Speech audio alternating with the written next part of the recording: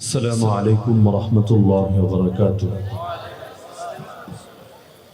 الحمد لله وحده وكفى وسلام على عباده الذين اصطفى أما بعد فأعوذ بالله من الشيطان الرجيم. بسم الله الرحمن الرحيم. لقد كان لكم في رسول الله أسوة حسنة لمن كان يرجو الله واليوم الآخر وذكر الله كثيرا. وقال النبي صلى الله تعالى عليه وسلم: الصلاة وما ملكت أيمانكم. آمنت بالله صدق الله العلي العظيم وبلغنا رسوله النبي الكريم. দারুল কোরআন জনতা road মাদ্রাসা নিচুপাড়া গোপালগঞ্জ সদর গোপালগঞ্জের উদ্যোগে আয়োজিত আজকের সপ্তম বার্ষিক ওয়াজ ও দোয়া মাহফিলের সম্মানিত সভাপতি হযরত মাওলানা লুৎফর রহমান সাহেব দামাত বারাকাতুহুমুল আলিয়া, উপস্থিত আমার শ্রোতা ওয়াজিবুল ইহতিরাম হযরত উলামায়ে কেরাম, এলাকার গণ্যমান্য মুরব্বিগণ, স্থানীয় এবং দূরদূরান্ত থেকে আগত দিন দরদি কোরআন প্রেমী প্রতাওহীদ জনতা এবং পর্দার আড়ালে থাকা মা ও বোনেরা, গোপালগঞ্জ সদরে সম্ভবত এটাই প্রথম আসা। যদিও আশাটা প্রথম, তবে মনে হচ্ছে মহাব্বত অনেক পুরনো। মুমিনের মহাব্বত আসলে দুনিয়ায় আসার পর সৃষ্টি হয়, নতুন করে তৈরি হয়। বিষয়টা এমন না যে অমুককে একদিন দেখেছি, তার সঙ্গে কয়েকদিন চলাফেরা করেছি, মহাব্বত তৈরি হয়েছে, আগে মহাব্বত ছিল না। বিষয়টা এমন না। বিশুদ্ধ হাদিসে আছে, আল্লাহ রাসূল সাল্লাল্লাহু আলাইহি ওয়াসাল্লাম বলেছেন, আল আরওয়াহু জুনুদুম মুজান্নাদা ফামা তাআরাফা মিনহা ইখতালাফা ওয়ামা তানাকারা মিনহা ইখতালাফা। আরে মানুষ তো দুনিয়াতে এসেছে পরে, কেউ সিলেটে, কেউ ব্রাহ্মণবাড়িয়া, কেউ ঢাকা, কেউ চট্টগ্রাম, কেউ গোপালগঞ্জ, কেউ বরিশাল, লেকিন মানুষ তো রূহের জগতে ছিল আগে। সে রূহের জগতে সবগুলো রূহ, আমার রূহ, আপনার রূহ, সকলের রূহ ছিল এক জায়গায় সম্মিলিত বাহিনীর মতো করে, জুনুদুম মুজান্নাদা। আরে বাহিনীকে যদি কোনো কমান্ড দিয়ে যুদ্ধ করার জন্য পাঠানো হয়, তার আগে তাদেরকে নির্দিষ্ট একটা জায়গায় জমা করে, একত্রিত করে কিছু ফরমান, কিছু ডিরেকশন, কিছু নির্দেশনা যে দেওয়া হয়, এটার সঙ্গে তুলনা দিয়ে বলা হচ্ছে সব রূহ দুনিয়াতে এসেছে পরে, রূহের জগতে সম্মিলিত বাহিনীর মতো ছিল আগে। সেখানে যাদের মধ্যে পরস্পর পরিচয় ঘটেছে, দুনিয়াতে আসার পরও তাদের মধ্যে মহাব্বত তৈরি হয়েছে। আর সেখানেই যাদের মধ্যে একসাথে থাকার পরও পরিচয় ঘটে নাই, দুনিয়াতে আসার পর তাদের মধ্যে মহাব্বত জন্ম নেয় নাই, বরঞ্চ ইখতালাফা, তাদের মধ্যে বিরোধ, তাদের মধ্যে বিবাদ, তাদের মধ্যে মতভেদ লেগেই থাকে। তো এক জায়গায় থাকার পরও কারো সাথে পরিচয় হলো কেন আর কারো সাথে পরিচয় হলো না কেন, মুহাদ্দিসিনে কেরাম ব্যাখ্যা করেছেন, যাদের সাথে আদর্শের মিল, আর এই আদর্শের মিলের বিষয়টাও তো ফিতরি, ন্যাচারাল, প্রত্যেকের ন্যাচারের ভেতর আল্লাহ রেখেছেন। তো যাদের সাথে আদর্শিক ঐক্য হবে, তাদের সঙ্গে মহাব্বত সেখানেই কায়েম হয়েছে। আর যাদের সাথে আদর্শিক বিরোধ থাকবে, তাদের সঙ্গে দূরত্ব সেখানেই তৈরি হয়েছে। তো দুনিয়ার মহাব্বত তো কিছুই না, দুনিয়ার মহাব্বত আসলে মূলত তৈরি হয়েছে রূহের জগতে। তো গোপালগঞ্জে প্রথম আসা না, দ্বিতীয় না, শততম না, হাজারতম, এটা বিষয় না। রূহের জগতে যদি মহাব্বত থাকে, সেই মহাব্বত চিরকাল বজায় থাকবেই থাকবে। না হলে আল্লাহ রাসূল সাল্লাল্লাহু আলাইহি ওয়াসাল্লাম কবে এসেছিলেন গোপালগঞ্জে? আল্লাহ নবীকে কবে দেখার সুযোগ হয়েছে আপনাদের নিজেদের চোখ দিয়ে? লেকিন এই প্রায় ১৫০০ বছর পর আজও নবীর জন্য কার প্রাণ না কাঁদে? এমনকি আল্লাহ রাসূল বলেন বিশুদ্ধ হাদিস, মিন আশাদ্দি উম্মতি লি হুব্বা নাসুন ইয়াকুনুনা বাদি ইয়াওয়াদ্দু আহাদুহুম লাউ রাআনি বিআহলিহি ওয়া মালিহি। আরে আমার প্রতি সবচাইতে বেশি মহব্বত লালনকারী কিছু উম্মতি এমন আছে যারা আসবে আমার পরে, কিন্তু তাদের অবস্থা এমন, তাদের এক একজনের দিলের তামান্না হবে নিজের ফ্যামিলি, নিজের সমুদায় সম্পত্তি এগুলো কোরবানি করে এর বিনিময়ে হলেও একটা বার আমাকে দেখবে, আমার দিদার লাভ করবে। যার কারণে দেখেন না আজ এতকাল পরও আল্লাহ নবী সাল্লাল্লাহু আলাইহি ওয়াসাল্লামের শানে কেউ যদি কটূক্তি করে, আরে মুসলমান যে দেশের মুসলমানই হোক, যে ধারার মুসলমানই হোক, আরে ধনী হোক গরিবই হোক, শ্বেতাঙ্গ হোক কৃষ্ণাঙ্গ হোক, অভাবী হোক অথবা সমাজের প্রতিষ্ঠিত হোক, যেই হোক না কেন চুপ করে বসে থাকতে পারে না। আরে শুধু মুসলিম কান্ট্রি বলে কথা না, সারা দুনিয়ার মধ্যেই তো এই দৃশ্য। মুম্বাই এখন যা দেখতে পাচ্ছেন এটা তো এই কথার প্রমাণ বহন করে যে মহব্বত কোনো সীমান্তের কাঁটাতারে সীমাবদ্ধ থাকে না। আরে মহব্বত এটা সকল বাধার ঊর্ধ্বে, সকল সীমার ঊর্ধ্বে, সকল পরিসীমার ঊর্ধ্বে। তাই এতকাল পর নবীর শানে কেউ যদি কটূক্তি করে, মুসলমান নিজের জানের বিনিময়ে হলেও এর যথাযোগ্য শাস্তি নিশ্চিত করার চেষ্টা করতেই থাকে। তাহলে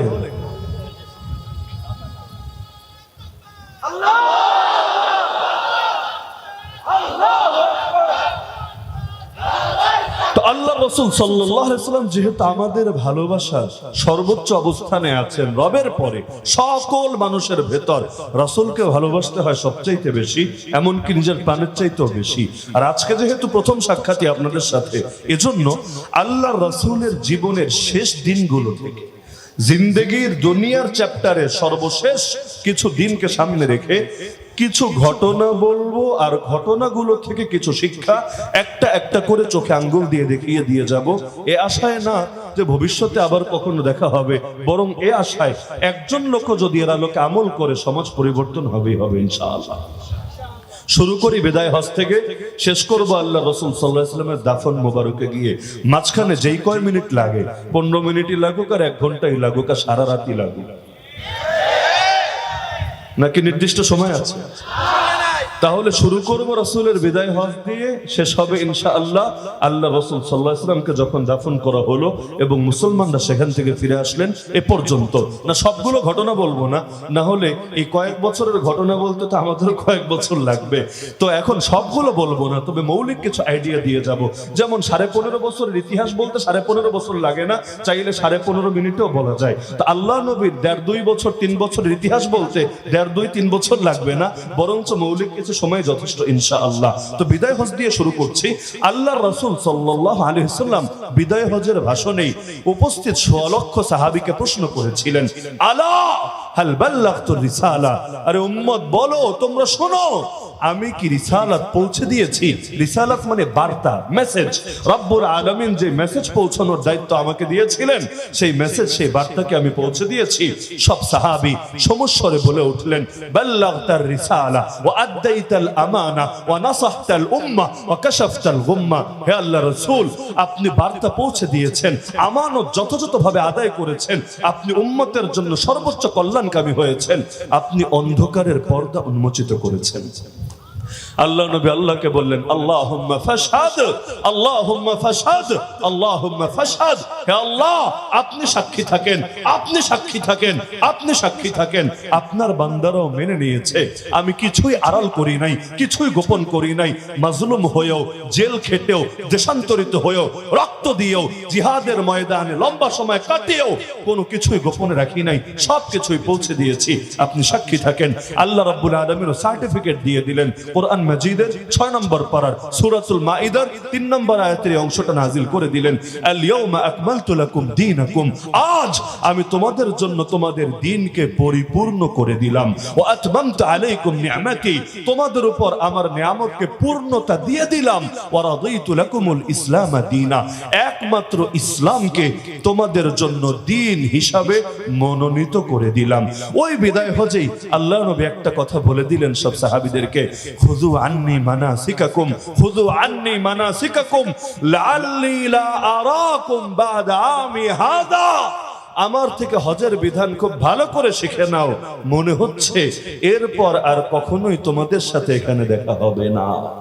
বিদায়ের বার্তা শুরু হয়ে গেল। তো সূরাতুল মাইদার 3 নম্বর আয়াতটা যখন নাজিল হলো, ইসলামের পরিপূর্ণতার আয়াত, সব সাহাবী খুশি হলেন। আরে আল্লাহ রাব্বুল আলামিন ইসলামকে পরিপূর্ণ করেছেন, পরিপূর্ণতার আনন্দ তো সবাই অনুভব করে, তো পরিপূর্ণ হয়েছে, সবাই তা উচ্ছ্বাস করবেই। কিন্তু একজন মাত্র মানুষ কেঁদে উঠলেন এই আয়াতটা শুনে। তিনি কে? সিদ্দিক আকবর আবু বকর রাদিয়াল্লাহু আনহু। অন্যরা অবাক, মা ইউবকিকা ইয়া আবু বকর, হে আবু বকর আপনাকে কোন জিনিস কাঁদালো, আপনি পেরেশান কেন, কান্নার কি হয়েছে? তিনি বললেন, হাদা না'ই রাসূলিল্লাহি সাল্লাল্লাহু আলাইহি ওয়াসাল্লাম, আরে এটা আল্লাহর রাসূলের বিদায়ের শোক বার্তা। তোমরা ভাবছো এটা শুধু ইসলামের পূর্ণতার কথা, আর এটা তো একটা সাইড, কিন্তু আরেকটা সাইড হলো আল্লাহ তাকে যে মিশন দিয়ে পাঠিয়েছিলেন, মিশন যেহেতু কমপ্লিট হয়ে গিয়েছে, তিনি মনে হয় আর বেশি দিন থাকবেন না, শীঘ্রই চলে যাবেন রবের ডাকে সাড়া দিয়ে। আল্লাহ রাসূল সাল্লাল্লাহু আলাইহি ওয়াসাল্লাম সেই সময় মুআয রাদিয়াল্লাহু তাআলা আনহুকে ইয়ামান দেশের গভর্নর বানিয়ে পাঠালেন। তো নবীজির একটা সুন্নাত হলো কাউকে বিদায় দিলেও কিছু দূর এগিয়ে দিয়ে আসা। মানে বিদায় মানে ঘরের মধ্যে মেহমানদারি করে ঠিক আছে হুজুর চলে যান, না, এভাবে না, বরং কিছু দূর তাকে এগিয়ে দিয়ে আসা। তো আল্লাহ নবী সাল্লাল্লাহু আলাইহি ওয়াসাল্লাম মুআয রাদিয়াল্লাহু আনহুকে রুখসাত দেওয়ার জন্য, বিদায় দেওয়ার জন্য সাথে সাথে আসলেন। মুআয রাদিয়াল্লাহু আনহু ঘোড়ার পিঠে বসা, আর নবী নিচে নিচে হাঁটছেন। মুআয রাদিয়াল্লাহু আনহু লজ্জা পাচ্ছেন, নামতে চাচ্ছেন, নবী না করছেন, না তুমি চলো, আমি তোমাকে বিদায় দিয়ে আবার ব্যাক করব। আল্লাহ রাসূল তখন শেষ সময় একটা কথা বললেন, হে মুআয, ইন্নাকা আসা আল্লাহ তালকানি বাদা আমি হাদা ওয়া সাতামুরু বিমাসজিদি হাদা ওয়া কবরি। আরে মুআয, মনে হচ্ছে তোমার সাথে আমার আর দেখা হবে না, আমার সাথে আর সাক্ষাৎ হবে না, মনে হয় শীঘ্রই তুমি ফিরে আসবা, আমার মসজিদ, আমার কবরের পাশ দিয়ে অতিক্রম করবা। এই কথা শুনে মুআয রাদিয়াল্লাহু আনহু নিজের চোখের পানি ধরে রাখতে পারলেন না, কান্না শুরু করে দিলেন যে এটাই শেষ সাক্ষাৎ, এটাই শেষ বিদায়, আর দেখা হবে না নবীজির সাথে। আর সাহাবীদের জন্য নবীর সোহবতের চাইতে মূল্যবান জিনিস কি হতে পারে? আরে এমন কি এক ময়দানে তেমন হয়েছে, জিহাদের ময়দানে যাবেন কিন্তু সকলে চলে গিয়েছে, তিনি চিন্তা করলেন আরে আজকে জুমার দিন, সকালবেলা সবাই রওনা হয়েছে, আমি একটু পরেই যাই না, আর হয়তো ফিরে আসবো না ময়দান থেকে। কারণ নবী সব যুদ্ধে সেনাপতি ঘোষণা করেন একজনকে, অথচ ওই যুদ্ধে নবী পরপর 3 জনের নাম ঘোষণা করেছেন। আবার 3 জনের নাম ঘোষণা করার পর বলেছেন 3 নম্বর জন যদি শহীদ হয় তোমরা পরামর্শ করে চতুর্থ একজনকে বানিয়ে নিও, আমি আর নাম না বললাম। এই 3 জন নিশ্চিত হয়ে গিয়েছে, আর মনে হয় ফেরত আসা হবে না। নলে নবী 3 জনের পর চতুর্থের অপশন খোলা রাখলো কিসের জন্য?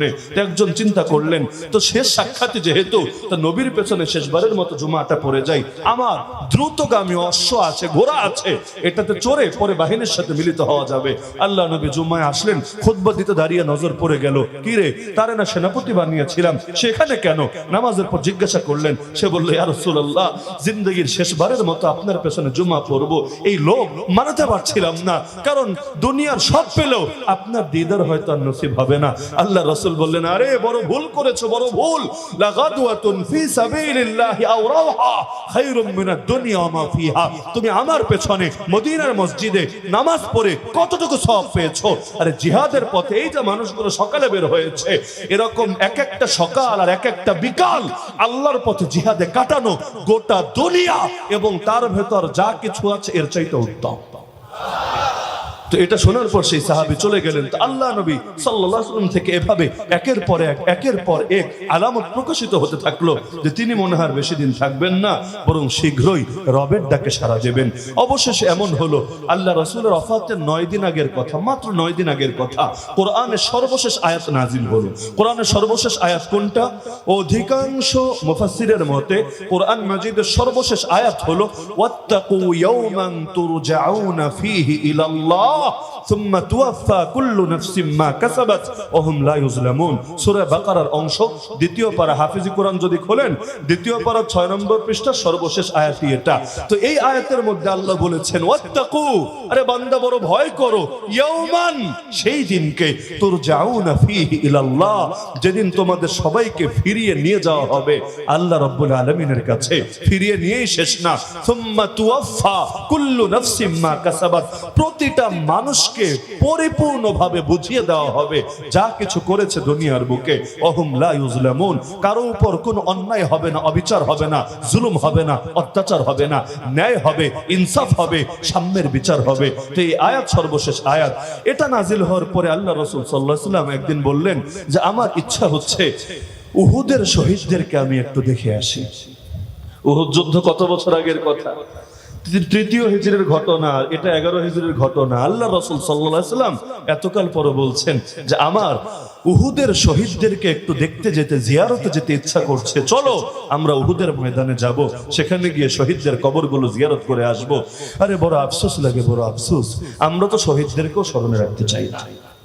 শহীদদের মধ্যে যারা বেশি প্রসিদ্ধ, সেলিব্রিটি, যাদের আলোচনা মুখে মুখে, যাদেরকে নিয়ে মিডিয়া কভারেজ বেশি, মিডিয়ার ফোকাস বেশি, হাইলাইট বেশি, তাদের আলোচনা করি, সেটা করি হলো নিজেরা ফোকাসে আনার জন্য, হাইলাইটে আনার জন্য। তো যাদের আলোচনা মিডিয়ায় ব্যাপক না, এরকম শহীদদের নামও আমরা মুখে আনতে চাই না। আরে দিনের জন্য কত মানুষ জান কোরবান করলো, জুলুমের শিকার হয়ে কত মানুষ জান দিল।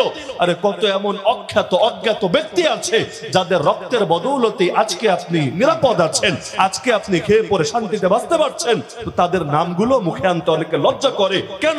তারা তো সেলিব্রিটি না, তাদের নাম বললে নিজেরা ভাইরাল করা যাবে না। অথচ আল্লাহ নবী সাল্লাল্লাহু আলাইহি ওয়াসাল্লাম শিখিয়ে গিয়েছেন শহীদদেরকে যতকালই চলে যাক তাদেরকে ভোলা উচিত না। আর কিছু পারো বা না পারো, অন্তত জিয়ারতটা তো করতে পারবা। তো আল্লাহ রাসূল জিয়ারতে গেলেন, গিয়ে সালাম দিলেন, আসসালামু আলাইকুম শুহাদা উহুদ। আল্লাহ রাসূল তাদের জন্য সালাম দিলেন, তোমাদের উপর সালাম, শান্তি বর্ষিত হোক। সালাম জিন্দা মানুষেরও দরকার, সালাম মুর্দা মানুষেরও দরকার। সালাম মানে শান্তির দোয়া। শান্তি কার না দরকার বলেন? জিন্দা মানুষের শান্তির দরকার নাই, মুক্তির দরকার নাই, যারা মরে গেছে তাদের শান্তি আর মুক্তির দরকার নাই, সবার আছে। এজন্য যদি জিয়ারত করার আর কিছু নাও পারেন, অন্তত কবরের পাশে গিয়ে সালাম দিবেন, আসসালামু আলাইকুম দারা কওমিন মুমিনিন। নবীর শেখানো বাক্য। হে মুমিন সম্প্রদায়ের বাড়ি, ওটাও একটা বাড়ি, ওটাই তো আসল বাড়ি। তো হে মুমিন সম্প্রদায়ের বাড়ি, তোমাদের উপর শান্তি বর্ষিত হোক, সালাম বর্ষিত হোক। আল্লাহ রাসূল সাল্লাল্লাহু আলাইহি ওয়াসাল্লাম এই সালামের ব্যাপারে এতটা গুরুত্ব দিচ্ছেন। আরে যখন মেরাজে চলে গেলেন, মেরাজে গিয়ে আল্লাহ তাআলার প্রশংসা করলেন, কি বলে? আত্তাহিয়াতু লিল্লাহি ওয়াস সালাওয়াতু ওয়াত তাইয়্যিবাত। আল্লাহর প্রশংসা করলেন। আল্লাহ তখন খুশি হয়ে নবীকে সালাম দিয়েছিলেন, কি বলে? আসসালামু আলাইকা, আসসালামু আলাইকা আইয়ুহান নাবিয়্যু ওয়া রাহমাতুল্লাহি ওয়া বারাকাতুহু। হে মহান নবী, আপনার উপর সালাম, আপনার উপর আল্লাহর রহমত, আপনার উপর আল্লাহর বরকত বর্ষিত হোক। নবী চাইলে এতেই খুশি হয়ে যেতে পারতেন। আরে রব সালাম দিয়েছেন, এর চাইতে দামি বিষয় কি হয়? রব যদি কারো নামও স্মরণ করেন, এর চাইতে মর্যাদার, এর চাইতে বড় প্রাপ্তির কিছু আছে নাকি? একদিন নবী তার এক সাহাবী, যার নাম উবাই রাদিয়াল্লাহু আনহু, বাবার নাম কাব, সবাই চেনে উবাই বিন কাব নামে, তাকে বললেন, হে উবাই, তুমি কোরআন তেলাওয়াত করো, আমি শুনবো। উবাই রাদিয়াল্লাহু আনহু পুরো অবাক, ইয়া রাসূলুল্লাহ কি বলেন? আমাকে লজ্জা দিচ্ছেন? কোরআন শিখলাম আপনার থেকে, আপনি বলছেন আমি কোরআন পড়বো, আপনাকে শোনাবো, এত বড় বুকের পাটা কি আমার আছে? আল্লাহ রাসূল বললেন, আরে নিজের থেকে বলছি না রে, হাকাযা আমারানি রাব্বি, আমার রব আমাকে হুবহু এভাবে আদেশ করেছে। এটা শোনার পর উবাই রাদিয়াল্লাহু আনহু চমকে উঠলেন। তিনি বললেন, আওয়া সাম্মানি রাব্বি, আমার রব আমার নাম নিয়েছেন। ইয়া রাসূলুল্লাহ, আমাকে শুধু এতটুকু বলেন যে রব আমার মতো পাপী, আমার মতো অধমের নাম নিয়েছেন। আল্লাহ রাসূল বলেন, হ্যাঁ রে উবাই, আল্লাহ তোমার নাম নিয়ে আমাকে বলেছেন আমি যাতে বলি তুমি তেলাওয়াত করবা, আর আমি তোমার তেলাওয়াত মন জুড়িয়ে শুনবো। সঙ্গে সঙ্গে আর আবেগ ধরে রাখতে পারলেন না, এত কাঁদা কাঁদলেন, দাড়ি পর্যন্ত কান্নার পানিতে ভিজে উঠলো। তা আল্লাহ যদি কারো নামই নেন, এর চাইতে বড় মর্যাদা আর গর্বের বিষয় কি হতে পারে? তো সেখানে আল্লাহ সালাম দিয়েছেন, শুধু শান্তির দোয়া না, শান্তির দোয়া, রহমতের দোয়া, বরকতের দোয়া সব। আসসালামু আলাইকা আইয়ুহান নাবিয়্যু ওয়া রাহমাতুল্লাহি ওয়া বারাকাতুহু, সবই তো। কিন্তু নবী তখনও আল্লাহ সামনেও তখনও উম্মতকে ভোলেন নাই। নবী বলে উঠলেন, আসসালামু আলাইনা, আসসালামু আলাইনা ওয়া আলা ইবাদিল্লাহিস সালিহিন। আরে শান্তি শুধু আমার একার উপর না, আমার উপরও শান্তি বর্ষিত হোক। আর আল্লাহ তোমার যত নেককার বান্দা আছে, অর্থাৎ আমার খাঁটি উম্মত, সচ্চা আশিক যারা আছে, তাদের উপরও সালাম আর শান্তি বর্ষিত হোক। তো আল্লাহ রাসূল সাল্লাল্লাহু আলাইহি ওয়াসাল্লাম কে সালাম দিলেন, আসসালামু আলাইকুম শুহাদা উহুদ, আনতুমুস সাবিকুন ওয়া নাহনুল লাহিকুন ওয়া ইন্নী ইনশাআল্লাহু বিকুম লাহিক।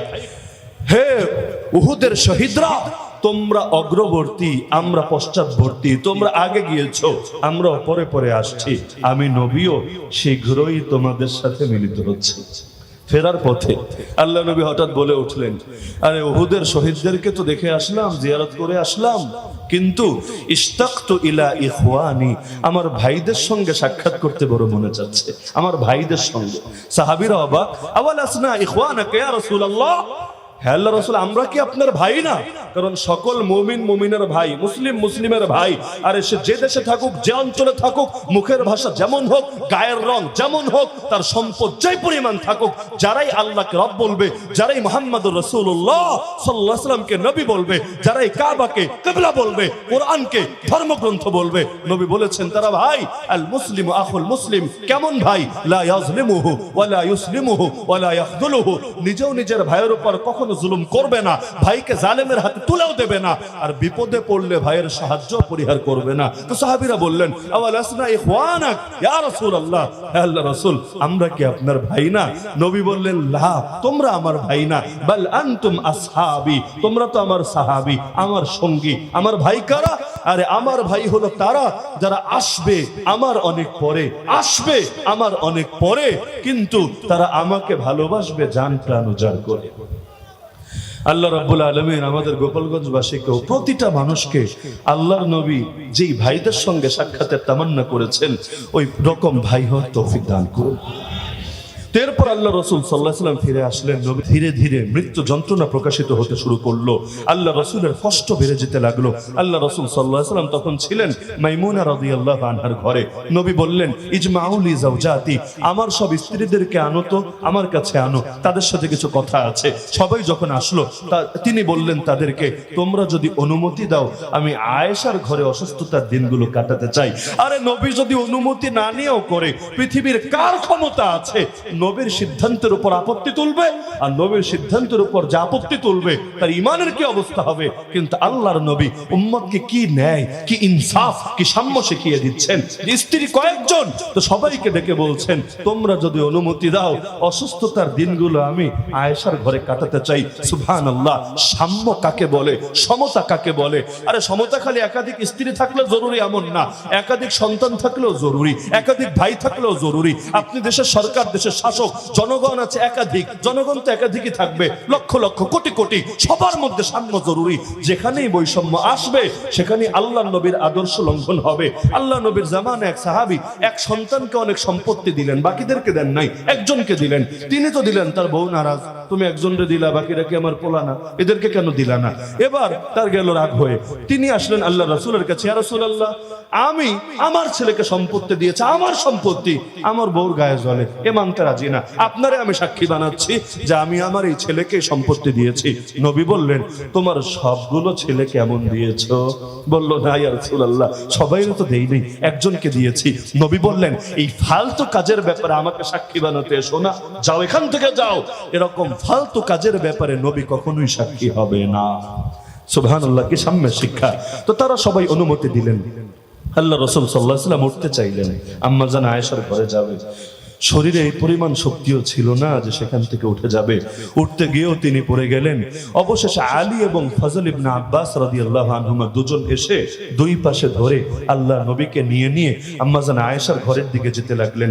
যেহেতু মসজিদের সাথেই ছিল সবগুলো কামরা, অন্যান্য সাহাবীদের নজরে পড়ে গেল, আরে আল্লাহ রাসূল, এক একজন রাসূলকে আল্লাহ রাব্বুল আলামিন 100 পুরুষের শক্তি দেন, 100 পুরুষের শক্তি দেন। তো সেখানে আল্লাহ রাসূলের চাইতে বড় বীর, বড় শক্তিশালী, বড় বাহাদুর, বড় সেনাপতি কে হতে পারে?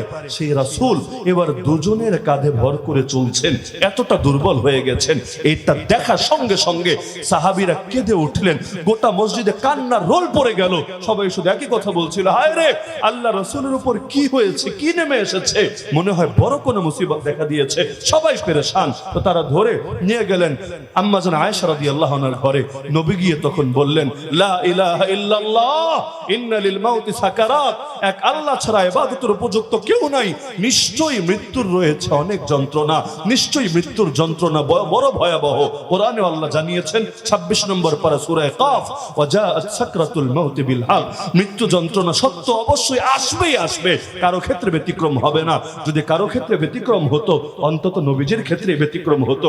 অথচ আম্মা জান আয়েশা বলেছেন সহি হাদিস, মা রাআইতু রাজুলান আশাদ্দা আলাইহিল ওয়াজআ মিন রাসূলিল্লাহি সাল্লাল্লাহু আলাইহি ওয়াসাল্লাম, আমি জীবনে কোনো মানুষ এমন দেখি নাই যার মৃত্যু যন্ত্রণা এত বেশি ছিল যতটা আল্লাহর রাসূলের হয়েছিল।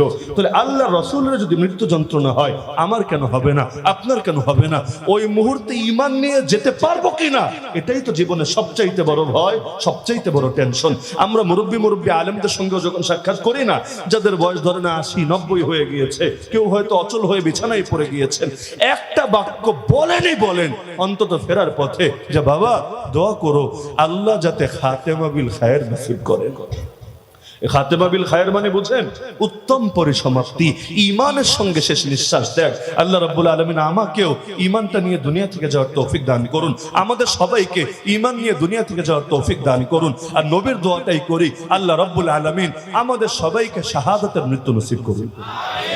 তো আল্লাহ রাসূল সাল্লাল্লাহু আলাইহি ওয়াসাল্লাম এই কথা বললেন। তো যখন দেখলেন যে বাইরে কান্নার রোল পড়ে যাচ্ছে, জিজ্ঞাসা করলেন কি হয়েছে? তারা বলল সাহাবীরা বড় পেরেশান, বড় বিচলিত হয়েছে। নবী বললেন আমাকে নিয়ে চলো তাদের কাছে, কিন্তু ওঠার মতো অবস্থা ছিল না, বড় কষ্ট হচ্ছিল। তারপর আল্লাহ নবী আসলেন, মিম্বারে আরোহণ করলেন, আরোহণ করেই বললেন আরে সাহাবীরা টেনশনের কি আছে, মাউইদুকুম মাই লাইসা দুনিয়া, তোমাদের সাথে আমার প্রতিশ্রুত সাক্ষাতের জায়গা দুনিয়া না, মাউইদুকুম মাই ইনদাল হাউজ, তোমাদের সাথে আমার প্রতিশ্রুত সাক্ষাতের জায়গা হাউজে কাউসারের নিকটে। এরপর বলে উঠলেন ফাওয়াল্লাহ, আল্লাহর কসম করে বলছি, মাল ফাকরা আখশা আলাইকুম, তোমাদের ব্যাপারে আমি অভাবের ভয় করি না, দারিদ্রের ভয় করি না। তোমরা যদি টাকা পয়সা না থাকে এই হালত নিয়ে আমি মোটেও চিন্তিত না, লেকিন আমার বড় ভয় হলো ওয়ালাকিন আখশা আন তুবসাতা আলাইকুমুদ দুনিয়া, আমার ভয় হলো দুনিয়ার প্রাচুর্যের দরজা খুলে দেওয়া হবে তোমাদের সামনে, ফাতানাফাসুহা কামা তানাফাসুহা, তখন তোমরা দুনিয়া নিয়ে প্রতিযোগিতা শুরু করবে যেভাবে পূর্বের জাতিগুলো প্রতিযোগিতা শুরু করেছে, ফাতুহলিকাকুম কামা আহলাকাতহুম, এরপর এই দুনিয়ায় তোমাদেরকে ধ্বংস করবে, এই প্রতিযোগিতায় তোমাদেরকে বরবাদ করবে যেভাবে পূর্বের জাতিদেরকে করেছে। কি বুঝলেন? টাকা থাকলে বেশি ভালো না কম থাকলে ভালো?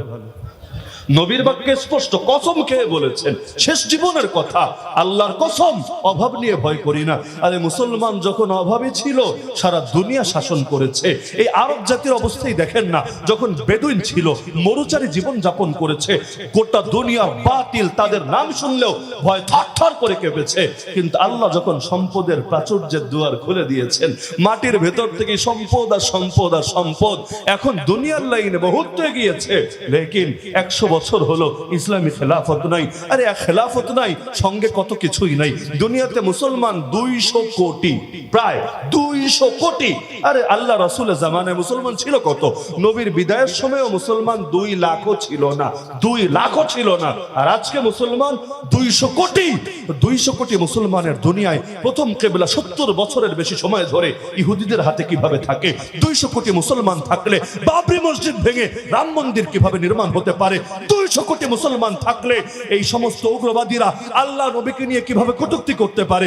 200 কোটি মুসলমান থাকলে ডক্টর আফিয়া সিদ্দিকারা 2 যুগ ধরে আমেরিকার কারাগারে কিভাবে পচে গলে মরতে পারে? 200 কোটি মুসলমান থাকলে আরে আলেম ওলামা পদে পদে মাজলুম, এমনকি লাশ হয়ে কারাগার থেকে কিভাবে বের হতে পারে? 200 কোটি মুসলমান থাকলে কোরআনের কথা বলার অপরাধেও মানুষকে কিভাবে নির্মমভাবে নির্যাতন করা হতে পারে?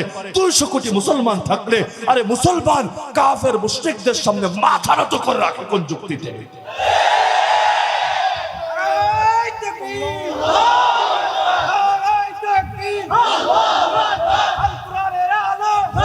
এক সময় মুসলমানদের তেমন কিছুই ছিল না, এখন তো পারমাণবিক পাওয়ার আছে।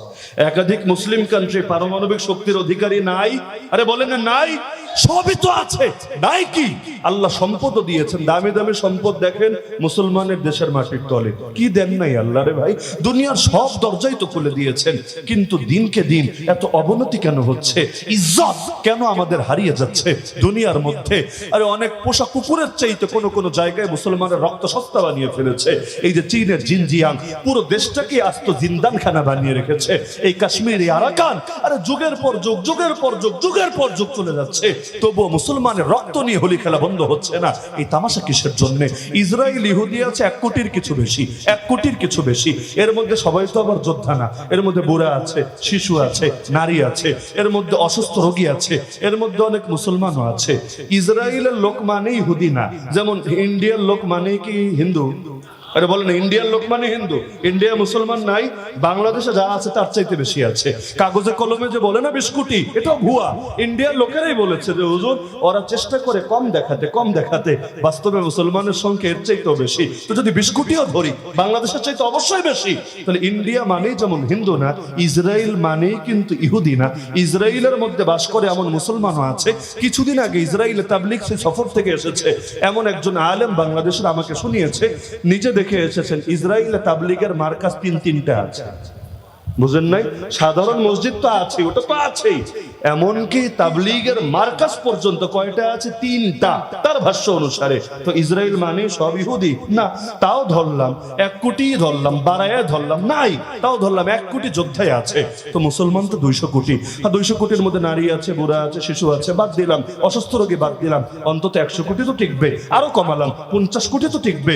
তো 50 কোটি মুসলমান যদি একযোগে ঝাঁপিয়ে পড়ে 1 কোটি ইহুদি, এরপরও কিভাবে আমাদের পবিত্র কিবলা, প্রথম কিবলা দখল করে রাখে? শুধু দখল না, সেটা ভেঙে সেখানে মন্দির বানানোর, সুলাইমানের টেম্পল বানানোর স্বপ্ন দেখে। আমার দৃষ্টিতে জবাব একটাই, সেই জবাবের নাম হলো মুসলমান তো বহুত আছে, কিন্তু মুসলমানদের কেন্দ্রীয় নেতৃত্ব না থাকার কারণে ঐক্য নাই। কিছু মুসলমান এই দেশে তো কিছু ওই দেশে, কিছু মুসলমান এই দেশে থেকেও এই দলে তো কিছু ওই দলে। এরপর এক একজন এক এক চিন্তা, এক এক ধারার। অথচ খলিফা কারে বলে? খলিফা মানে শুধু এক দেশের শাসক না, খলিফা মানে শুধু 2 দেশের শাসক না, খলিফা মানে পৃথিবীর সকল মুসলমানের অভিভাবক। খলিফা মানে পৃথিবীর সকল মুসলমানের অভিভাবক। কেন ওমর রাদিয়াল্লাহু আনহু বলেন নাই, ফুরাত নদীর তীরে একজনও যদি না খেয়ে মরে, কিয়ামতের দিন আমি ওমরকে জবাব দিতে হবে আল্লাহর কাছে। পিঠের মধ্যে যখন আটার বস্তা নিয়ে হেঁটেছেন, গোলাম চাইলে গোলামরে পর্যন্ত দেন নাই, কেন? জবাব তো এটাই দিয়েছেন। কিয়ামতের দিন এই অভাবী মহিলা সম্পর্কে প্রশ্ন আমাকেই করা হবে, তোমাকে করা হবে না। সুতরাং আমার কাজ আমাকেই করতে দাও। তো খলিফা ঐক্যের প্রতীক, খলিফা না থাকলে ঐক্য হওয়া সম্ভব না, কারণ কে কার কথা মানবে? সবাই তো বিচ্ছিন্ন। 200 কোটি মুসলমান যাকে একক বলে, নেতা বলে মেনে নেয়, তাকে ইসলামের পরিভাষায় খলিফা বলে, আমিরুল মুমিনিন বলে, ইমামুল মুসলিমিন বলে। আমি বাস্তবতা সামনে রেখে দৃঢ় প্রত্যয় নিয়ে বলতে পারি, ইনশাআল্লাহ যেদিন আবার মুসলমান ঐক্যবদ্ধ হবে, ইসলামী মুসলমানদের খলিফা, একক অভিভাবক নির্ধারণ করবে ইনশাআল্লাহ। এরপর আল আকসা স্বাধীন হওয়া, এরপর আবার রাম মন্দিরের জায়গায় বাবরি মসজিদ পুনর্নির্মিত হওয়া, এরপর ডক্টর আফিয়া সিদ্দিকারা মুক্ত হয়ে আসা, এরপর দেশে দেশে মুসলমানদের রক্তের হোলি খেলা বন্ধ হওয়া, এরপর সৌদি আরব থেকে শুরু করে পৃথিবীর অজস্র অগণিত দেশে এই যে হাজার হাজার আলেম ওলামা কারাগারে ঢুকে ঢুকে মরছে, এরা মুক্ত হয়ে আসা, যা সময়ের ব্যাপার মাত্র। পৃথিবীর কোন বাতিল, কোন কাফের, কোন নাস্তিক কিছুতেই পারবে না ঠেকিয়ে রাখতে। পৃথিবীর যে প্রান্তে আঘাত হারুক না কেন, হাজ্জাজ বিন ইউসুফ কোথায় আর রাজা দাহির মুসলমানদের বন্দী করলো কোথায়? কিন্তু ঠিকই হিন্দুস্তানে বাহিনী পাঠিয়েছে, মোহাম্মদ বিন কাসেম এসে কালেমার পতাকা ঠিকই সমুন্নত করে তুলে ধরেছে। আরে আল্লাহ নবীকে গালি দিয়েছে, এ অঞ্চলে দিয়েছে, তাতে কি? মুসলমান যদি একজনও থাকে, নিজের জান দিয়ে হলেও আল্লাহ নবীর ইজ্জত হেফাজত করেই যাবে। 200 কোটি থাকলে আর কি লাগে? তা আল্লাহ সবই দিয়েছেন, নববী আদর্শটা আমরা ছেড়ে দিয়েছি, এজন্য সংখ্যায় তো বাড়ছে, বরকত আর আসছে না। কারণ বরকত ভিন্ন জিনিস, সংখ্যা বেশি হওয়া ভিন্ন জিনিস। আগের চাইতে আমাদের হাতে নগদ ক্যাশ বেশি না? টাকা পয়সা বেশি না? বেশি। বরকত কি বেশি? আপনারাই বলেন, বরকত কি বেশি? খেয়াল করলে দেখবেন অনেক কিছু আগের চাইতে বেড়েছে, সংখ্যা বেড়েছে, বাহ্যিক বেড়েছে, বরকত শুধু কমেছে আর কমেছে। নবী বলেন, মুমিন খায় এক পেটে, কাফের খায় 7 পেটে। আল মুমিনু ইয়াকুলু ফি মিআন ওয়াহিদ ওয়াল কাফিরু ইয়াকুলু ফি সাবাতি আমা। নবী বলেছেন, মুমিনের একজনের খাবার দুজনের জন্য যথেষ্ট হয়ে যায়, দুজনের খাবার 4 জনের জন্য যথেষ্ট হয়ে যায়। তো মুমিন তার সংখ্যায় বাড়া লাগে না, আল্লাহ বরকত দিয়ে দেয়। আর কাফের সংখ্যা বাড়ে, বরকত পায় না। আমাদের সমস্যা হচ্ছে এখানে, নবীর আদর্শ ছেড়ে দিয়ে সংখ্যা তো বহুত বাড়ছে, বরকত নসিবে জুটছে না। এজন্য নবী বলেছেন, আরে পয়সা নিয়ে ভয়, অভাব নিয়ে ভয় নাই। শেষ বাক্য নবী বললেন, আরে শোনো, ইন্না আবদান খায়্যারাহুল্লাহু বাইনাদ দুনিয়া ওয়াল আখিরা। একজন বান্দাকে আল্লাহ দুনিয়া এবং আখিরাতের মধ্যে স্বাধীনতা দিয়েছেন, 2 অপশন দিয়েছেন। চাইলে এটাও সিলেক্ট করতে পারে, চাইলে এটাও সিলেক্ট করতে পারে। ফাখতার আল আখিরা, সেই বান্দা আখিরাত সিলেক্ট করেছে। আবারও একজন কেঁদে উঠলো। কে? আবু বকর সিদ্দিক রাদিয়াল্লাহু আনহু চিৎকার করে বলতে শুরু করলেন, ফাদাইনাকা বিআবাইনা, ফাদাইনাকা বিউম্মাহাতিনা, ফাদাইনাকা বিআনফুসিনা, ফাদাইনাকা বিআমওয়ালিনা। ইয়া রাসূলুল্লাহ, আপনার জন্য আমার বাপ কুরবান। ইয়া রাসূলুল্লাহ, আপনার জন্য আমার মা কুরবান। ইয়া রাসূলুল্লাহ, আপনার জন্য আমার জান কুরবান। ইয়া রাসূলুল্লাহ, আপনার জন্য আমার খানদান কুরবান। ইয়া রাসূলুল্লাহ, আপনার জন্য আমার সম্পদ কুরবান। সাহাবীরা বিরক্ত হয়ে গেলেন। আরে নবী বক্তৃতা করছেন, ভাষণ দিচ্ছেন, উপদেশ দিচ্ছেন, মাঝখানে আবু বকরকে এই কথাগুলো কে বলতে বললো? তার কথার কারণে নবীর কথা থেমে গেল। বিরক্ত হয়ে আবু বকরের দিকে তাকালেন। এবার আল্লাহ নবী আবু বকরের হয়ে জবাব দিলেন, আরে সাহাবীরা, এই আবু বকরকে চেনো তোমরা? ইসলামের মধ্যে আমার উপর যতজন যতভাবে দয়া করেছে, অনুগ্রহ করেছে, জান দিয়ে হোক, আশ্রয় দিয়ে হোক, মাল দিয়ে হোক, নিরাপত্তা দিয়ে হোক, আমি সবাইকে এর যথাযোগ্য বিনিময় দিতে পেরেছি। একটা মাত্র মানুষ আমি তার প্রতিদান দিতে পারি নাই, আমি তার প্রতিদান আল্লাহর হাওয়ালা করে দিয়েছি। আরে সেই মানুষটার নামে আবু বকর। এজন্য তোমরা মসজিদের সঙ্গে, আজকে থেকে মসজিদের সঙ্গে তোমাদের যতজনের ঘরের দরজা আছে সবগুলো খিড়কি, সবগুলো দরজা বন্ধ করবা। তবে খবরদার আবু বকরের দরজা বন্ধ করবা না, এটা খোলা থাকবে। নবী বললেন, লাউ কুনতু মুত্তাখিদান খালিলা লাত্তাখাযতু আবা বকরিন খালিলা। আরে আল্লাহ ছাড়া দুনিয়ার কাউকে যদি আমি অন্তরঙ্গ বন্ধু হিসাবে গ্রহণ করতাম, আবু বকরকেই আমার সবচেয়ে অন্তরঙ্গ আপন বন্ধু হিসাবে গ্রহণ করতাম। কিন্তু আমি তো নবী, আমি আল্লাহর খলিল, আমি আল্লাহকে একমাত্র অন্তরঙ্গ বন্ধু হিসাবে গ্রহণ করেছি। কিন্তু মনে রাখবা, আমার উপর আবু বকরের অবদান দুনিয়ার মধ্যে সবচেয়ে বেশি। তা আল্লাহ রাসূল সাল্লাল্লাহু আলাইহি ওয়াসাল্লামের বলে যাওয়ার পর সবাই জিজ্ঞাসা করলো, আবু বকর, বুঝলাম যে নবী আপনার পক্ষ থেকে জবাব দিয়েছেন, কিন্তু আপনি হঠাৎ করে এভাবে ইমোশনে কেন চলে আসলেন? আবেগে কথাগুলো কেন বলছিলেন? তিনি বললেন, আরে পাগল, তোমরা বোঝো নাই নবী কার কথা বুঝিয়েছেন।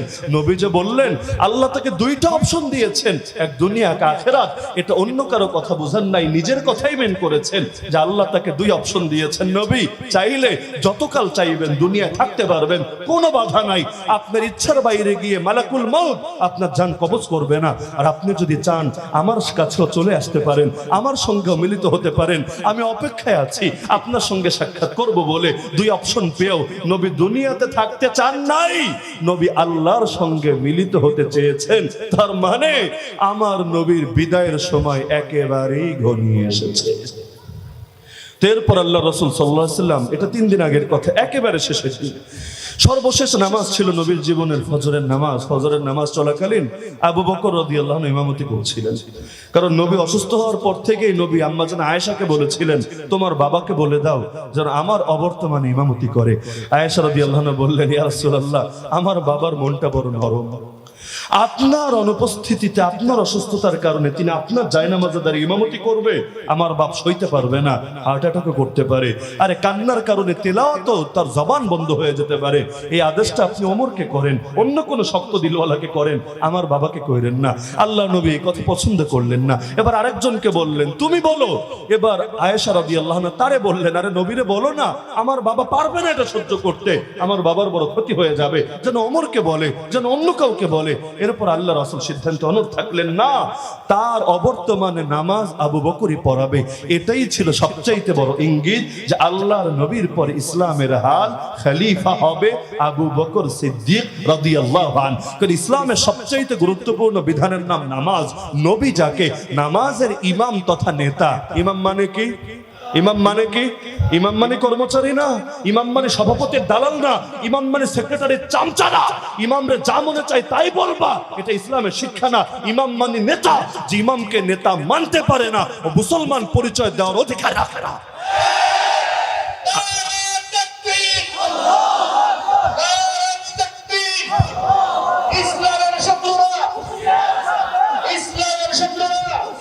আজকাল মানুষের হাতে টাকা পয়সা বেশি হওয়ার কারণে, পাওয়ার বেড়ে যাওয়ার কারণে ধরাকে সরা জ্ঞান করে, আলেমকে তার যথাযোগ্য মর্যাদা দেয় না।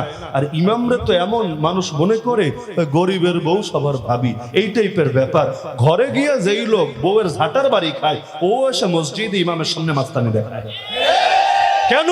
ভেবেছে ইমামদের পক্ষে বলার কে আছে, ইমামদের পাশে দাঁড়ানোর কে আছে। এজন্য ইসলামী রাষ্ট্র থাকলে সেখানে ইমামদের বেতন ভাতা কমিটি দেয় না, ইমামের বেতন ভাতা জনগণ কালেকশন করে দেয় না। ইমামের বেতন ভাতা দেয় ডাইরেক্ট বড় ইমাম। বড় ইমামকে ইমামুল মুসলিমিন। ইমামুল মুসলিমিন বাইতুল মাল থেকে এই মসজিদের ইমামদেরকে বেতন দেয়, তারা তার প্রতিনিধি হয়ে কাজ করে। বিনিময়ে কি হয়? এখনো আরব রাষ্ট্রগুলোতে গেলে দেখবেন, যদিও ইসলামের সংবিধান তাদের নাই, কিন্তু এতটুকু তারা অনেকে ধরে রেখেছে, এক একজন ইমাম এক একজন মন্ত্রীর মর্যাদা নিয়ে ঘোরে। তো হওয়া দরকার ছিল এটাই। আজও ইসলাম কায়েম হলে জনগণের পয়সা নিয়ে ইমামরে দেওয়া হবে না, বরং রাষ্ট্রের ব্যবস্থা করবে, রাষ্ট্র ব্যবস্থা করবে। বলবেন হুজুর, রাষ্ট্রের টাকা কি আসমান ফুটা হয়ে আসবে না মাটি ফাঁক হয়ে বের হবে? জনগণ হয়ে তো যাবে, জনগণ হয়ে যাবে, কথা সত্য। লেকিন ডাইরেক্ট আর ইনডাইরেক্ট একটা পার্থক্য আছে। একটা উদাহরণ দেব, বুঝবেন। তবে কেউ কেউ খেপতেও পারেন, কিছু করার নাই। আমার কথা হবে আর মানুষ খেপবে না, এটা আমি কল্পনাও করি না। টুকটাক খেপবেই, এগুলো এত কিছু দেখে দুনিয়া চলবে না। মনে করেন কওমি মাদ্রাসা মানে কি? কওমের দ্বারা পরিচালিত মাদ্রাসা। কওম মানে জনগণ, জনগণের দ্বারা, অর্থাৎ সরকারের দ্বারা পরিচালিত না। এখন মাদ্রাসা দুই রকম না, সরকারি মাদ্রাসা, বেসরকারি মাদ্রাসা। বেসরকারি মাদ্রাসাকেই তো বলেন কওমি মাদ্রাসা। মানে কি? সরকার দ্বারা পরিচালিত না, জনগণ দ্বারা পরিচালিত। তো কওমি মাদ্রাসাগুলোতে আপনারা দান করেন না? যাকাত দেয়, সাদকা দেয়, ফিতরা দেয়, সাধারণ দান দেয়, বিভিন্ন সময় উপহার উপঢৌকনও দেয়, আবার খোটাও মারে না। আরে মারে না? এই কওমি মাদ্রাসায় এতিমরা পড়ে, মিসকিনরা পড়ে, ফকিন্নির পুত্রা পড়ে, আমাদের পয়সায় পড়ে। এখন দেখা যায় এসে মুহতামিমের সঙ্গে কখনো মাস্তানি, কখনো ছেলেদের সাথে মাস্তানি, কখনো শাইখুল হাদিস পর্যায়ের উস্তাদদের সাথে মাস্তানি। এগুলো হয় নাকি হয় না? আরে হয় নাকি হয় না? কেন? সবচাইতে বড় কারণ, আরে আমি তো রিজিক দাতা, আমি তো তোদের জীবিকা দাতা, আমি তো করে খাওয়াই, আমি তো করে পড়াই, তো বড় কথা বলবো না কেন? এবার যে কথাটা বলবো আর কষ্ট পাবেন, সেটা হলো ওই বড় বড় সরকারি বিদ্যালয় যেগুলো আছে, ওগুলোতে যারা পড়ে, এদের তো মনে এক পয়সাও খরচ হয় না, খরচ হয় না। আর সরকারি যত ধারার পড়াশোনার ব্যবস্থা আছে, স্কুল বলেন, কলেজ বলেন, ইউনিভার্সিটি বলেন, একজন দুজন ছেলে তো আর পড়ে না, 100-200 তো আর পড়ে না, 1000-2000 তো পড়ে না, লক্ষ লক্ষ ছেলে পেলে সরকারি টাকা পয়সায় পড়ালেখা করে না কি করে না? তাদের বই থেকে শুরু করে, তাদের স্কুলের টিউশন ফি থেকে শুরু করে সবকিছুই সরকার দেয় নাকি দেয় না? দেয়। তাদেরকে কেউ কখনো খোঁটা মারতে শুনেছেন? আরে তোরা ফকিন্নি, তোরা মিসকিন, তোরা এতিম, তোদেরকে আমরা খাওয়াই, আমরা পড়াই, আমরা রিজিক দেই বলতে শুনেছেন? আচ্ছা শোনেন নাই। এবার আমাকে বলেন, সরকার টাকা দেয় কেমনে? যে সরকারের গুপ্ত ধনের ভান্ডার আছে, এখান থেকে মাটি খুঁড়ে খুঁড়ে খুঁড়ে খুঁড়ে বের করে করে ওদের পেছনে টাকা ব্যয় করে নাকি? নাকি সরকারের টাকা মানে জনগণের টাকা? আরে সরকারের টাকা মানে কার টাকা? সরকারের টাকা আবার কি জিনিস? মূলত জনগণের টাকা, জনগণই এর মালিক এবং জনগণের কল্যাণে এটা ব্যয় হবে, এটাই তো। তাহলে সরকারের টাকা মানেও জনগণের টাকা। কওমি মাদ্রাসায় যা দেওয়া হলো এটাও জনগণের টাকা। পার্থক্য কি? কওমি মাদ্রাসায় জোর করে নেওয়ার সিস্টেম নাই, জোর করে দেওয়ার সিস্টেম নাই। এখানে স্বতঃস্ফূর্ত ভাবে চাওয়া হয়, স্বতঃস্ফূর্ত ভাবে দেওয়া হয়। যার মনে চায় দেয়, যার মনে চায় দেয় না। যে যেই পরিমাণ চায় সেই পরিমাণ দেয়। আর ওখানে জোরাজুরি চলে। একটা ভিক্ষুক, একটা ভিখারি মহিলা বয়স হয়েছে হাসি, সারাদিন ভিক্ষা করেছে, 10টা টাকা কামাই করেছে, কিন্তু বৃষ্টিতে অথবা রোদে এমন অবস্থা হয়েছে গায়ে জ্বর চলে এসেছে, দোকানে গিয়েছে এক পাতা প্যারাসিটামল কিনতে, নাপা ট্যাবলেট কিনতে, এখান থেকেও জোর করে কর কেটে নেওয়া হয়েছে। এই বেটি জানেও না কি পরিমাণ কর কাটা হয়েছে। একটা কোটিপতি নাপা ট্যাবলেট কিনলে যা কাটা হবে, এক ফকির মহিলা তার থেকেও সমান কাটা হবে। এমনকি ছেলেরা কল দিয়েছে, বাবা আমি তো অসুস্থ হয়েছি, শরীর আর চলছে না, একটু আমার দেখতে আসো। এই যে 1 মিনিট কথা বললো না, এখান থেকেও কর কেটে নেওয়া হয়েছে, তার অনুমতি চাওয়া হয় নাই, স্বতঃস্ফূর্ততে দেখা হয় নাই, জোরপূর্বক। এমনকি সাধারণ মানুষের জ্ঞানের বাইরে কেটে নেওয়া হয়েছে। সে ভাবছে 100 টাকা কামিয়েছি, অথচ সে জানেই না 30 টাকা, 35 টাকা, 40 টাকা হাওয়া হাওয়া। কেন? এগুলো করের মাধ্যমে কেটে নেওয়া হবে। সে টেরও পাবে না, তার কোনো সন্তুষ্টিও কাজ করবে না। তো কি বুঝলা, কি বুঝলা? যেটা সন্তুষ্টি কমে দেয় সেটা নিয়ে খোঁটা মারো, আর যেটা জোর করে নেওয়া হয় এটা নিয়ে খোঁটা মারা হয় না। এমনকি এখানে তো পবিত্রটা নেওয়া হয়, চেষ্টা করা হয় পবিত্রটা নেওয়ার জন্য। জেনে বুঝে 2 নম্বরই মাল নেয় এমন আল্লাহওয়ালা মাদ্রাসা আপনি একটাও পাবেন না। হ্যাঁ, যদি ধান্দাবাজ থেকে ভিন্ন আলাপ। কিন্তু আমরা আমাদের বুজুর্গদেরকে দেখেছি সন্দেহযুক্ত মালও নিতে চায় না, বরঞ্চ মাল একটু তাহকিক করে নেওয়ার চেষ্টা করে যে এই মালটা আসলে কোন ক্যাটাগরির মাল। তাহলে দেখা যাচ্ছে তাহকিক করে নিচ্ছে, অথচ সেখানে কোনো তাহকিক নাই, কোনো যাচাই বাছাই নাই, কোনো পার্থক্য নাই। মদ বেচলে ওখানে টাকাও এসে অ্যাড হচ্ছে, পতিতালয়ে পতিতাবৃত্তি করলে ওই পয়সা এসে অ্যাড হচ্ছে, নাচ গান করলে ওইটাকে এসে অ্যাড হচ্ছে, যত আকাম কুকাম আছে সব জায়গা থেকে পার্সেন্টেজ এটা অ্যাড হচ্ছে। তো ভাই কে কারে খোটা মারে রে ভাই? বেশ্যার পয়সা যে খায়, মদ বেচার পয়সা যে খায়, সে যদি খোটা মারে, এই সমস্ত মাদ্রাসা ছেলেদের এর চাইতে বড় হাস্যকর বিষয় কি হতে পারে? কিন্তু এগুলো সমাজে চলে নাকি চলে না? আমি আগেই বলেছি কষ্ট কেউ কেউ পেতে পারেন, ক্লিয়ারই তো করে দিয়েছি, পেলেও কিছু করার নাই। কিন্তু পার্থক্য বুঝতে তো পারছেন, ডাইরেক্ট আর ইনডাইরেক্ট পার্থক্য আছে নাকি নাই? খায় সবাই খায়, কেউ এমনে আর কেউ হাতটা পিছন দিয়ে ঘুরিয়ে এনে এমনে। তো এই মসজিদের ইমাম, মাদ্রাসার উস্তাদরা, তাদের বেতন যখন জনগণ দেয় ভেতরে বড়াই চলে আসে, অহংকার চলে আসে। আর যখন রাষ্ট্র দেয়, খলিফা দেয়, এখন কি অহংকার দেখাবে? এখন চিন্তা করে ইমামের সঙ্গে বেয়াদবি করলে খলিফা ধরে সাইজ করে দেবে। তো ধর্মীয় যত প্রতিষ্ঠান আছে সবগুলোর ক্ষেত্রে কথা। তো বলছিলাম আল্লাহ রাসূল সাল্লাল্লাহু আলাইহি ওয়াসাল্লামের শেষ সময়ের কথা, যে আল্লাহ রাসূল সাল্লাল্লাহু আলাইহি ওয়াসাল্লামের উপর অসুস্থতা ধীরে ধীরে বাড়ছিল। তো শেষ দিন ফজরের সময় যখন আবু বকর রাদিয়াল্লাহু আনহু নামাজ পড়াচ্ছিলেন, নবী তার ঘরের দরজা তো মসজিদের সাথেই, আস্তে করে পর্দা সরালেন। আবু বকর রাদিয়াল্লাহু আনহু বুঝে ফেললেন, সঙ্গে সঙ্গে পেছনে সরে আসতে চাইলেন, কারণ নবীর উপর ইমামতি কে করবে? নবী যদি মসজিদে আসেনি, আবু বকর ইমামের জায়নামাজে কিভাবে দাঁড়িয়ে থাকবে? কারণ আগেই বলেছি ইমাম মানে নেতা, নবী থাকতে দ্বিতীয় কেউ নেতা হতেই পারে না। এই আবু জাহাল, আবু লাহাব কালেমা পড়ে নাই কেন? এই ফেরাউন নমরুদ ইসলাম গ্রহণ করে নাই কেন? বলবেন বোঝে নাই, ভুল কথা বুঝেছে, হাজারো দলিল আছে বুঝেছে, গ্রহণ করে নাই কেন? মূল কারণ কি জানেন? শুধু এক যুগ দুযুগ না, কোরআন খোলেন লাইনে লাইনে পাবেন। নবীদের বিরোধিতা সবচাইতে বেশি কারা করেছে জানেন? কৃষকরা না, শ্রমিকরা না, মজদুররা না, অভাবীরা না, গরিবরা না, অসহায় না, এতিমরা না, মিসকিনরা না, দাসদাসীরা না, কারা জানেন? নেতারা। এ বিশ্বাস হয় না? ফেরাউন কি নেতা না? নমরুদ কি নেতা না? আবু জাহাল, আবু লাহাব কি নেতা না? কোরআনে একটা শব্দ লাইনে লাইনে পাবেন, আল মালা। আল মালা অর্থ নেতৃস্থানীয় ব্যক্তিবর্গ। আপনি যে কোনো নবীর জীবনী খুলেন কোরআন থেকে, আপনি এমন একজন নবীর নাম বলেন যেই নবীর বিরোধিতা তার জামানার নেতারা করে নাই। কে রাগ করছেন নাকি? আবার রাগ করছেন যে হুজুর কোন জায়গায় হাত দিলেন, আমাদের তো একটু জলে, কেমন আশঙ্কা আছে নাকি? নাই। নেতারা বিরোধিতা করেছে কেন? নেতারা হক বোঝে নাই? অবশ্যই বুঝেছে। কর্মী বোঝার আগে নেতা বুঝেছে, কারণ নেতার ঘিলু কর্মীর চাইতে বেশি, নেতার মেধা কর্মীর চাইতে প্রখর। বুঝেছে, তাহলে বিরোধিতা কেন করেছে? শুধুমাত্র এ কারণে, নবীর নামে কালেমা পড়লে ইমামটা কে হবে, নেতাটা কে হবে? নবীর নামে কালেমা পড়ে নেতৃত্ব নবীর হাতেই তো চলে যাবে। তাহলে ভণ্ডামি কিভাবে চলবে? বড় বড় বোতল কিভাবে টানবে? দুর্নীতির পয়সা কিভাবে মারবে? আরে যত আকাম কুকাম আছে কিভাবে করবে? নবীর নামে, নবীর হাতে যদি নেতৃত্ব চলে যায়, নবী আল্লাহর জমিনে আল্লাহর শাসন কায়েম করবে। বোঝার পরও মানতে রাজি হয় নাই। তো এখন এ কারণে আল্লাহ নবীর সময় দ্বিতীয় কেউ ইমাম হওয়ারও সুযোগ নাই, যার কারণে আল্লাহ নবীর জানাজার নামাজও জামাতের সাথে হয় নাই। জানেন তো এই ঘটনা? কে পড়াবে? জানাজার নামাজ যদি জামাতে পড়েন, ইমাম ছাড়া জামাত হয় রে ভাই? নাকি গোপালগঞ্জে হয়? ইমাম ছাড়া জামাত হয়? ইমাম হবেটা কে? নবীকে সামনে রেখে ইমাম নেতা হবে কার উপরে? নবীর উপরে। কিভাবে সম্ভব? কার বুকের পাটা আছে যে নবীর উপরে ইমামতি করবে? কারো হিম্মত হয় নাই। আলাদা আলাদা ভাবে এসে এক একজন জানাজা পড়ে গিয়েছে, মানে গোটা উম্মার জানাজা ডিফারেন্ট, আল্লাহ রাসূলের জানাজা ছিল ডিফারেন্ট, কারণ কারোই সাহস নেই নবীর জানাজার ইমামতি করবে। তা আল্লাহ নবী যখন দেখলেন যে পর্দা সরিয়েছেন, আবু বকর দেখলেন, সরে আসতে চাইলেন, আল্লাহ নবীর সাহাবীরাও এত খুশি হয়ে গেলেন, তারা ভেবেছিলেন নবী মনে হয় সুস্থ হয়ে গেছে, আর মনে হয় কোনো সমস্যা নাই, আবারও নবী আমাদের মধ্যে আসবেন, আবারও নবী স্বাভাবিকভাবে দ্বীনের দাওয়াত, দ্বীনের ইলম, দ্বীনের জিহাদ আঞ্জাম দিতে থাকবেন।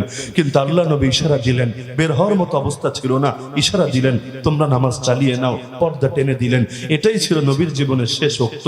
এরপর জোহরের ওক্ত আর আসে নাই, এর আগে আল্লাহর ডাকে সাড়া দিলেন। তো শেষ সময়ের কথা, আল্লাহ নবী সাল্লাল্লাহু আলাইহি ওয়াসাল্লামের ঘরে আসলেন ফাতেমা রাদিয়াল্লাহু আনহা দেখা করার জন্য। ফাতেমা রাদিয়াল্লাহু আনহা ঘরে ঢুকেই চিৎকার করে কেঁদে উঠলেন। কেন? কারণ যতবার আল্লাহর নবীর ঘরে ফাতেমা রাদিয়াল্লাহু আনহা আসতেন, নবী নিজে উঠে গিয়ে তাকে রিসিভ করতেন, এমনকি তার কপালে চুমু খেয়ে তাকে এনে বসাতেন। কিন্তু এখন নবী যেন নিথর হয়ে পড়ে আছেন। আয়েশা রাদিয়াল্লাহু তাআলা আনহার কোলে উঠতেও পারছেন না, এগিয়েও যেতে পারছেন না, তাকে রিসিভও করতে পারছেন না। এটা দেখি চিৎকার করে উঠলেন, ওয়া কারবা আবা, ওয়া কারবা আবা, হায় আমার বাবা, আজকে কতই না কষ্ট হচ্ছে, কতই না কষ্ট হচ্ছে। আল্লাহর নবী আস্তে করে জবাব দিলেন, আরে ফাতেমা চিন্তা করো না, লাইসা আলা আবিকি কারবুন বাদাল ইয়াউম, আজকের দিনের পর তোমার বাপজানের আর কোনো কষ্ট হবে না, আজকে শেষ কষ্ট, আর কোনো কষ্ট তোমার বাপের জীবনে আসবে না।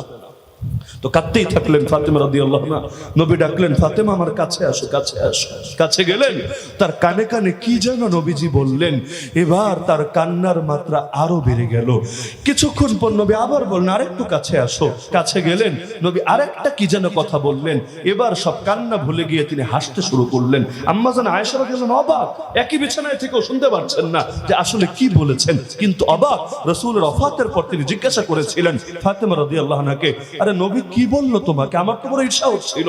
একবার তুমি কাঁদলা, আবার কি যেন বললেন, তুমি হাসলা, আসলে কি হয়েছিল?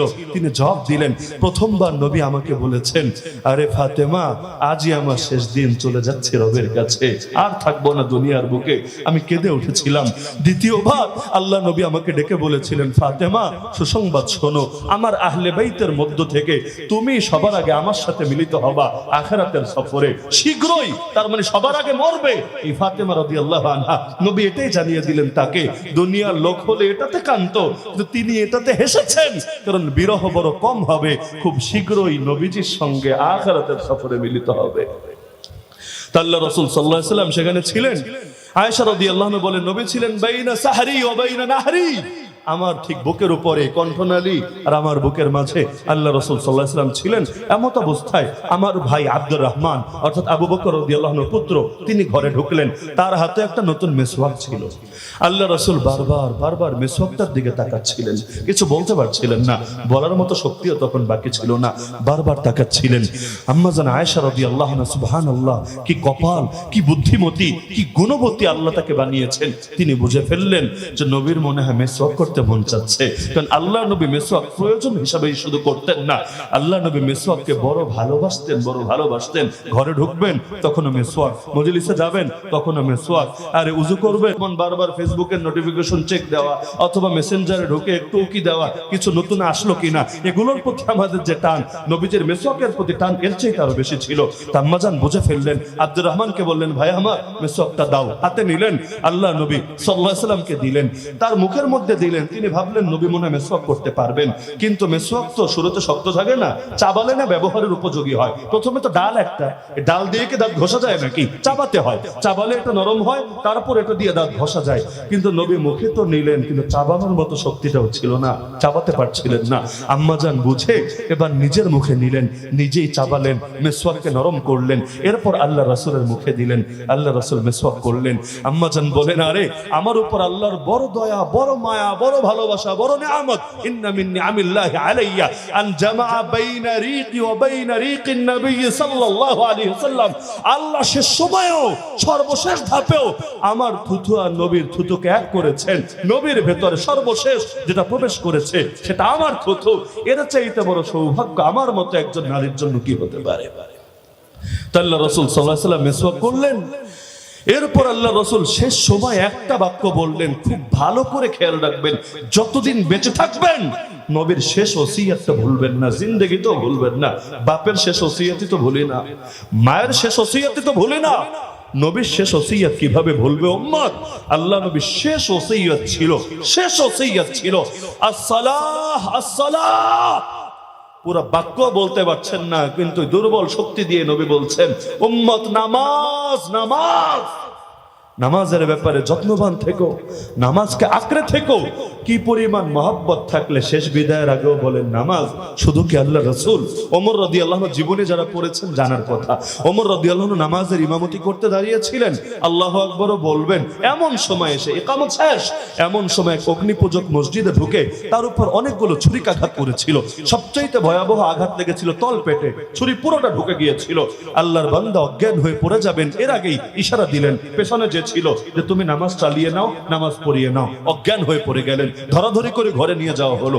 যখনই জ্ঞান ফিরল কয়েক ঘন্টা পরে, প্রথম প্রশ্নই করলেন, অন্য সব খবর পরে। ওই অবস্থায় পেট থেকে দরদর রক্ত বের হচ্ছে। ওমর জিজ্ঞাসা করলেন, আসাল্লান নাস, আরে মানুষ কি নামাজ পড়ে নিয়েছে? সবাই জবাব দিল, হ্যাঁ মানুষ নামাজ পড়ে নিয়েছে। আপনি যখন অচেতন হয়েছিলেন এক ইমাম নামাজ চালিয়ে নিয়েছে। তিনি বললেন, আমাকেও জলদি উযু করাও, আমিও নামাজ পড়বো। একদিকে রক্ত গড়িয়ে পড়ছে, মাজুরের মাসালার উপর আমল করে ওই সময় নামাজ আদায় করলেন ছোট ছোট সূরা দিয়ে।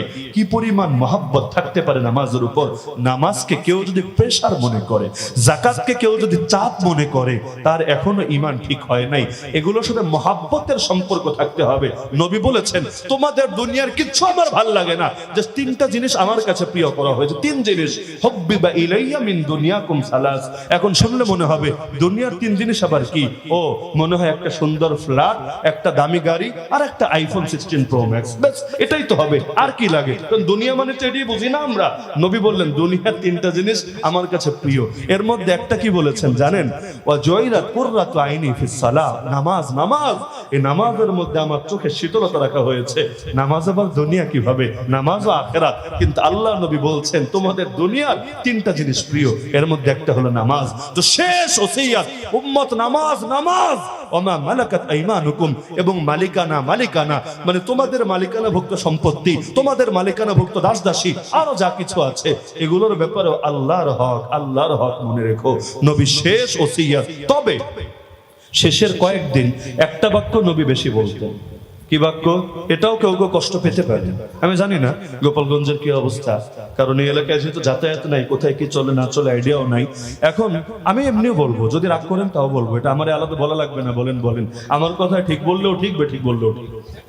আল্লাহ রাসূল শেষের দিকে একটা বাক্য বলতেন, লানাতুল্লাহি আলাল ইয়াহুদি ওয়ান নাসারা ইত্তাখাযু কুবুর আমবিয়াইহিম মাসাজিদ। শেষের দিনগুলোতে বারবার বলতেন, আল্লাহ লানত পড়ুক, আল্লাহ লানত পড়ুক ইহুদি আর খ্রিস্টানদের উপর। কেন? কোন পাপের কারণে, কোন অপরাধের কারণে? নবী স্পষ্ট বলেছেন, তারা তাদের নবীদের কবরগুলোকে সেজদার জায়গা বানিয়ে নিয়েছে।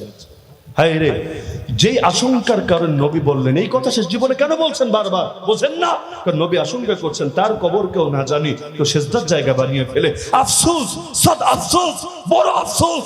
এখন বাংলার জমিনও তথাকথিত কিছু নামধারী আশিক রাসূল তৈরি হয়েছে, নবীর প্রেমিক এবং আল্লাহর ওলির দাবিদার এমন কিছু ভণ্ড তৈরি হয়েছে, যারা তাদের পীরের কবরকে সেজদার জায়গা বানিয়ে নিয়েছে। নবী নিজের জন্য যা পছন্দ করে নাই, আর তারা তাদের পীরদের জন্য এটা পছন্দ করে নিয়েছে। আল্লাহ নবী যেই পাপের কারণে ইহুদি আর খ্রিস্টানদেরকে লানত দিয়েছেন, ওই লানত ওদের কপালে পড়বে না কোন দুঃখে?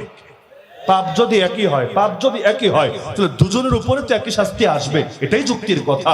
ইহুদি খ্রিস্টানের উপর যদি লানত হয়, কেন? নবীর কবরকে সেজদার জায়গা বানিয়েছে। তো যেই সমস্ত নামধারী মুসলিম এই কাজ করে, ওদের উপরও কি লানত হওয়া উচিত না?